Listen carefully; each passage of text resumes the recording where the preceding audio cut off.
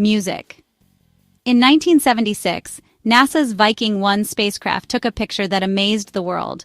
On the surface of Mars in the Cydonia region, a huge face appeared to stare back, carved into the red planet itself. At first, NASA said it was just a trick of light, but over the years, clearer images showed not only the face, but also nearby shapes that looked like pyramids, walls, and even what seemed like a whole city hidden under the Martian dust. What did NASA really discover in Cydonia?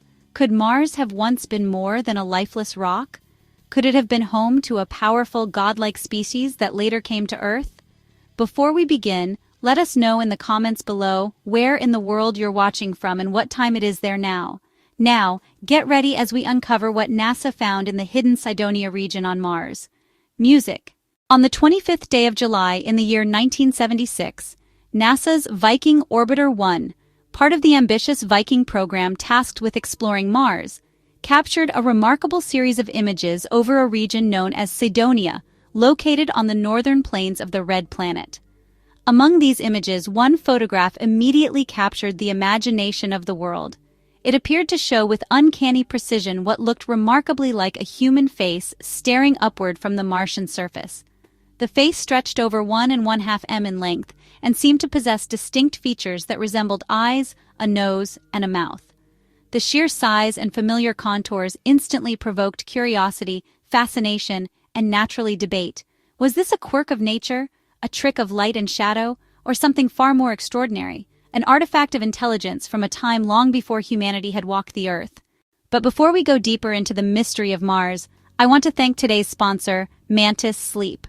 Working late nights on space documentaries means my schedule is often upside down, and good rest is the one thing that keeps me sharp. That's why I use Mantis Sleep. Their masks are designed with absolute precision to block out 100% of light, giving you blackout-level sleep whenever and wherever you need it. The material is soft and breathable, and the fit is completely adjustable, so it feels comfortable whether I'm taking a short nap in the middle of the day or getting a full night's rest. Mantis Sleep is also all about the pro-nap movement, redefining rest as something to be proud of, not guilty about. And honestly, I couldn't agree more. Rest is fuel. And with the right fuel, I can keep exploring stories from the edge of the universe. And here's the best part. You can try it for yourself today. Just visit Mantisol.com and use my code SPACEDUST at checkout to get 10% off your order. So whether you want a quick recharge during the day or deep uninterrupted rest through the night, check out Mantis Sleep by clicking the link in the description below. Now, why is the Cydonia finding on Mars so important? To understand the significance of this discovery, it is important to examine the context of how Cydonia was first documented. The Viking missions, Viking 1 and Viking 2, were pioneering spacecraft that provided humanity with its first detailed views of Mars's surface from orbit. Together, they captured a total of 18 images of the Cydonia region, each varying in clarity and usefulness. Out of these 18 images, 7 possessed resolutions finer than 250 m per pixel, providing relatively sharp and detailed views of the terrain. The remaining 11 images were much less clear with resolutions worse than 550 megapixels per pixel, making them largely unsuitable for detailed study of surface features. Within the 7 high-resolution images, however, the timing and lighting of 2 sets was so similar that only 5 could be considered truly distinct observations. It was during one of these observations, specifically an image captured by Viking 1 on the 25th of July, 1976, that the now famous humanoid appearance was recorded. The feature, later dubbed the Cydonian Mesa, measured approximately 2 kilometers in length, equivalent to 1 2/10 m, and was located at 40.75 degrees north latitude and 9.46 degrees west longitude.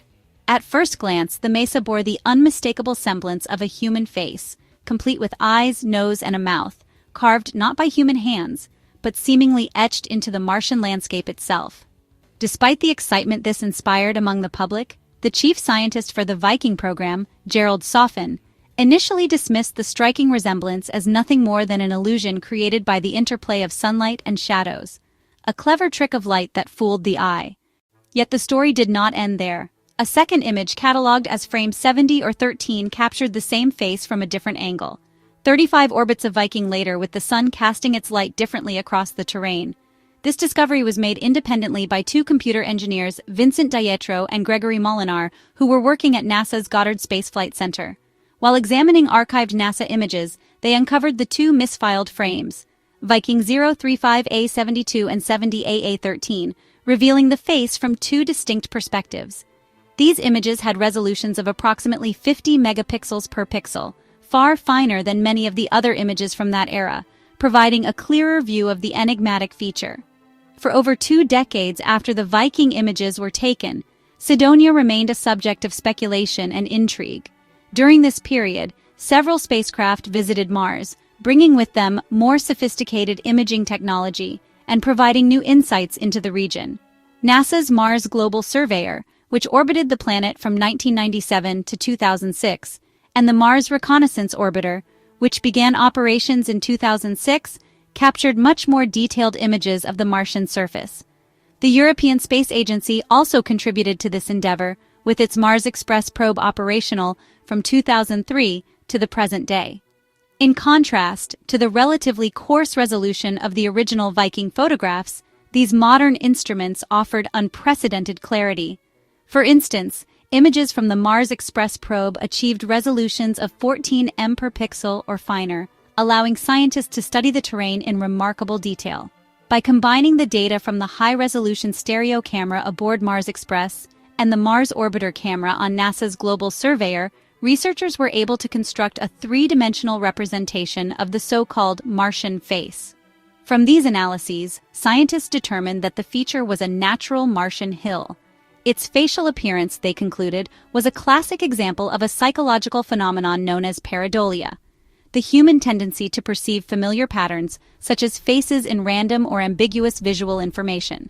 NASA's subsequent statements reinforced this interpretation, emphasizing that the hill's face-like qualities were dependent on the viewing angle and the way sunlight illuminated the terrain. In essence, what had seemed like a deliberate design was nothing more than nature's playful shaping of rock and shadow. However, not everyone accepted this conclusion. Among the most vocal defenders of the idea that the face on Mars was an artificial construct was Richard Charles Hoagland, born on April 25, 1945. Hoagland, an American author and former science advisor for CBS News, became a prominent advocate for a range of alternative theories concerning NASA, lost civilizations, and extraterrestrial life. He argued that NASA was deliberately concealing evidence of advanced life on Mars, citing a report commissioned in 1960 by the Brookings Institution. According to Hoagland, the so-called Brookings Report, specifically page 216, recommended that NASA withhold from the public any discoveries of extraterrestrial activity on the Moon, Mars, or Venus to avoid social disruption. Hoagland used this report to support his theory of a NASA cover-up, suggesting that the organization had long hidden the truth about structures on Mars that indicated the presence of a once thriving civilization. Hoagland further expanded his theories with the proposal of what he called hyperdimensional physics, which he claimed was a more complete version of James Clerk Maxwell's original 20 equations, as opposed to the commonly taught Maxwell's equations revised by Oliver Heaviside. In Hoagland's view, the face on Mars was merely the most prominent feature of a larger Cydonian city, a settlement featuring colossal pyramids, mounds, and other structures arranged with deliberate geometric precision. According to him, these formations were remnants of an advanced civilization that had flourished on Mars long before humanity appeared on Earth. Hoagland detailed his ideas in the book Dark Mission, which argued that NASA had knowingly, methodically, and intentionally suppressed evidence of this ancient Martian society from the public for decades, emphasizing that the truth extended not only to Mars, but to the Moon as well, adding further intrigue to his biography. Hoagland claimed involvement in the creation of the Pioneer 10 plaque, a golden Odize aluminum message attached to NASA's Pioneer 10 spacecraft launched in 1972. This plaque was intended to communicate basic information about humanity and our position in the galaxy to any extraterrestrial intelligence that might encounter the spacecraft. Hoagland asserted that he co-created the plaque with Eric Burgess in 1990, challenging the widely held belief that Carl Schahn received sole credit for the design. This personal involvement, he suggested, underscored his deeper connection to the mysteries of space exploration and his unique perspective on the potential for life beyond Earth. Returning to the enigmatic face of Mars, the ongoing debate highlights the tension between scientific analysis and human imagination. While NASA and most planetary scientists have maintained that the feature is an optical illusion shaped by natural erosion, shadow, and light, independent researchers have continued to scrutinize the area for additional anomalies. Surrounding the mesa, they have reported other formations that seem to resemble pyramids, fortresses, and structures arranged with suspiciously symmetrical geometry. To these observers, the apparent organization and alignment of the formation suggests not mere chance, but intelligent design, further fueling speculation that Mars may once have hosted a complex civilization capable of creating monumental architecture. Even as more advanced imaging has been collected over the years, the Cydonia region retains a unique place in both scientific and popular culture. The original Viking images, now decades old, sparked an enduring fascination with Mars, bridging the gap between rigorous planetary science and the human imagination's fascination with mysteries of life beyond Earth. The interplay of shadow, light, and perspective, combined with the sheer scale of the Cydonian Mia, demonstrates how natural formations can evoke profound psychological and cultural responses. The saga of the Martian face continues to inspire debate about the nature of perception, the limits of scientific interpretation, and the possibility that Mars once held secrets now lost to time. The story also highlights the evolving capabilities of space technology. From the grainy 50-megapixel images captured by Viking 1 to the finely detailed 14M resolution photographs obtained from Mars Express, humanity's tools for exploring Mars have grown dramatically more powerful, allowing for ever more precise mapping and analysis of the planet's surface. In the earliest days of human civilization, in the vast lands between the rivers we now call the Tigris and the Euphrates, ancient Mesopotamian peoples told stories that have fascinated humanity for thousands of years. These stories, recorded on clay tablets and preserved through the careful hands of scribes, spoke of mighty beings who came down from the heavens. They were described as gods, creators, and masters of life itself, figures who held knowledge far beyond that of ordinary humans. These beings were known as the Anunnaki, a name that echoed through the myths and legends of the Sumerians, Akkadians, Babylonians, and Assyrians. The texts attributed to them extraordinary powers. They were said to have descended from the sky to shape the early lives of humans, to guide, instruct, and sometimes even manipulate the path of humankind according to their own designs. They were not merely observers of humanity, but active participants in its formation, wielding skills that were beyond mortal comprehension. In modern times, this ancient mythology has been revisited through new lenses, blending history, archaeology, and speculative interpretations. One of the most well-known modern interpreters of the Anunnaki is Zecharia Sitchin, an author whose ideas sparked both intrigue and controversy. According to Sitchin, the Anunnaki were not supernatural gods at all, but rather extraterrestrial visitors from a distant mysterious planet called Nibiru. This planet, he suggested, is part of our solar system, yet it moves in an extremely elongated orbit, visiting the inner planets only every few thousand years. Nibiru, he proposed, is not merely a celestial body, but the home world of an advanced species with knowledge and technology, far surpassing anything humans had at the time. Sitchin's theories suggest that these extraterrestrial beings came to Earth thousands of years ago for very practical reasons. Unlike the divine beings of mythology who act out of spiritual or moral purposes, the Anunnaki were here primarily to mine valuable resources, especially gold. Gold, according to these theories, was not just a material of wealth or decoration, but a resource crucial for the survival of their civilization, or for technological purposes that humans could scarcely understand. However, mining such vast quantities of gold required labor, and it is here that Sitchin makes one of his most controversial claims. The Anunnaki allegedly engineered humans to serve as workers. According to this line of thought, modern humans were created or genetically modified to be a labor force capable of sustaining the mining operations that these extraterrestrial visitors undertook. In other words, humanity itself may have originated as a project, a carefully crafted creation designed to meet the needs of beings from another world. Interestingly, these ancient extraterrestrial theories intersect with modern human endeavors to reach and inhabit other worlds, particularly our own moon and the planet Mars. For decades, scientists and engineers have studied the feasibility of establishing human colonies beyond Earth. On the moon, projects have long been envisioned to sustain life, explore resources, and perhaps even develop permanent settlements. Achieving this, however, is no small feat. The moon lacks a breathable atmosphere, has extreme temperature swings, and receives frequent meteorite impacts, making life there challenging. Yet studies show that with careful planning, it is possible to create habitats that support human life using technology to generate air, water, and energy. Mars presents an even greater challenge. Unlike the moon, which is relatively close to Earth, resupplying a colony on Mars would be far more difficult, expensive, and time-consuming. The planet is millions of kilometers away, and spacecraft would take months to travel there. Despite these challenges, scientists have found that Mars is not entirely inhospitable. Vital resources necessary for human survival are present on the planet. Water exists in the form of ice at the poles and as traces of vapor in the atmosphere. The soil contains minerals that could be used to grow food, and with the right technology, humans could potentially live off the land, extracting air, water, and energy directly from the Martian environment. The idea that humans could settle on Mars is no longer science fiction. It is considered entirely feasible, provided the right infrastructure is in place. What makes Mars especially intriguing is its history. Today it appears as a cold, dry, and largely barren world covered in rust-colored dust and marked by vast deserts and frozen plains. It is a planet that at first glance seems inhospitable to life. Yet geological evidence paints a different picture of the past. Not so long ago in the timeline of planets, Mars was a much warmer and wetter place.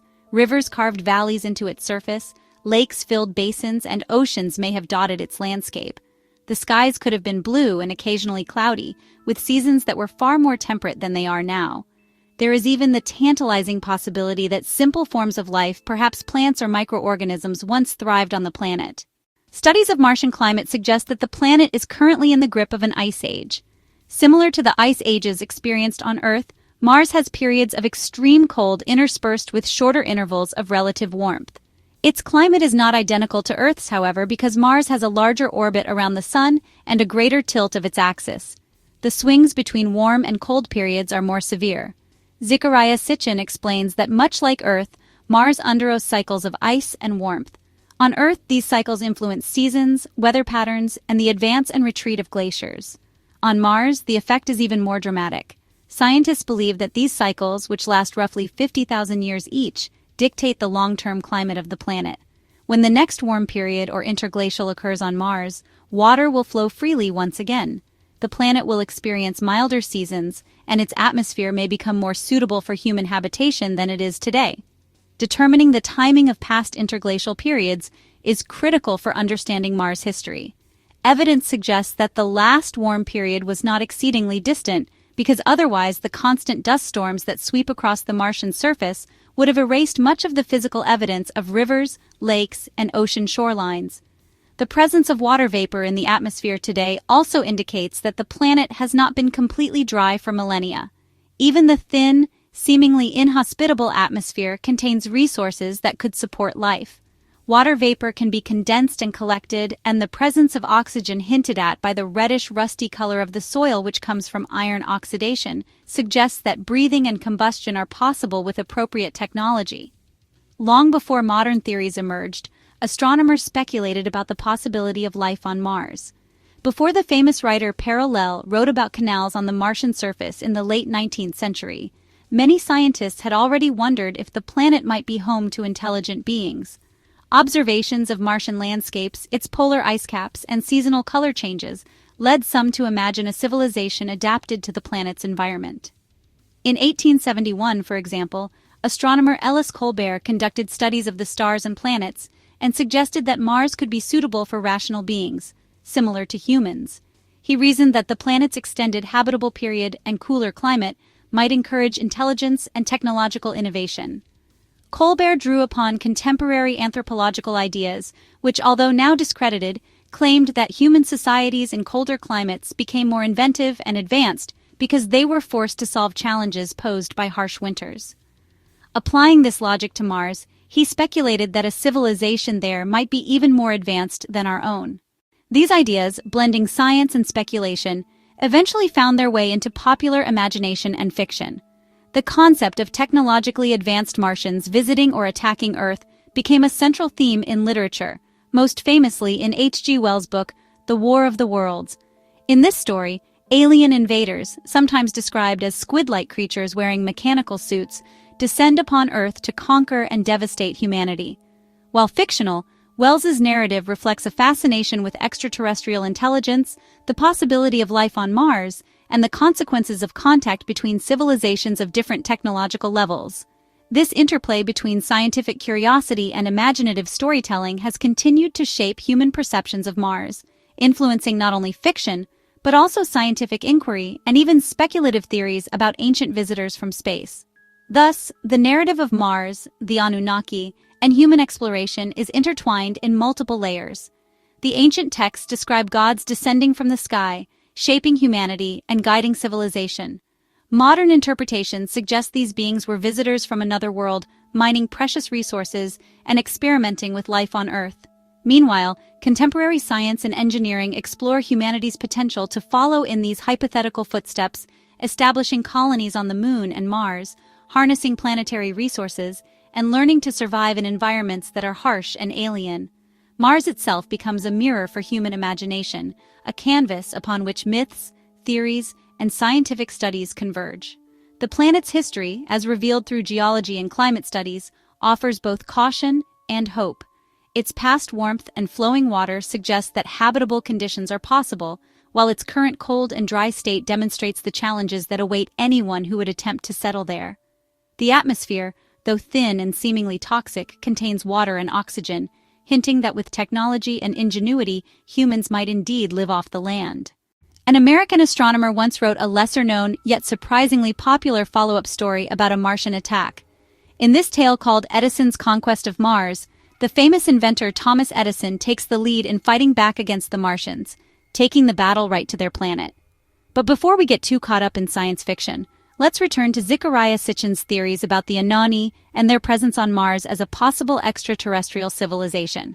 Mr. Sitchin presents many photographs of Mars, including images of its pyramids, the famous face on the surface, and other strange formations. He also shares the opinions of several experts who have studied these images. According to Sitchin, when the NASA scientist first examined the photograph of the Martian face sent by the Viking 1 orbiter on the 25th of July 1976, he was reportedly stunned. The story goes that he almost fell out of his chair, exclaiming something along the lines of, "Oh my God," or other expressions of sheer amazement. Despite this initial shock, the photograph was simply filed away along with thousands of other images from the Viking mission. The reason given was that the resemblance to a human face was considered nothing more than an optical illusion, just a play of light and shadows over a rock formation sculpted by natural forces like wind and water erosion. 3 years later, in 1979, Vincent Dietro, an electrical engineer and imaging specialist, remembered seeing the face in a popular magazine. Curious, he decided to search through the archives of the National Space Science Data Center. There, he finally came face-to-face with the Martian image. Intrigued by the fact that the photo had been quietly stored under a caption hinting at the existence of a head that many had long denied, DePiro teamed up with Greg Molina, a computer scientist at Lockheed. Together, they began a determined search for the original NASA image. Their efforts revealed something remarkable. They discovered not just one, but 2 images of the Martian face. The second, less known, was recorded as Image 070, A13 Plate F. Through their careful investigation, DePietra and Molinar brought new attention to a mysterious feature on Mars that had quietly waited for decades to be studied more closely. After the first startling image of what seemed to be a colossal human-like face on Mars emerged from the Viking 1 spacecraft in the mid-1970s, curiosity and speculation about this unusual landform only grew.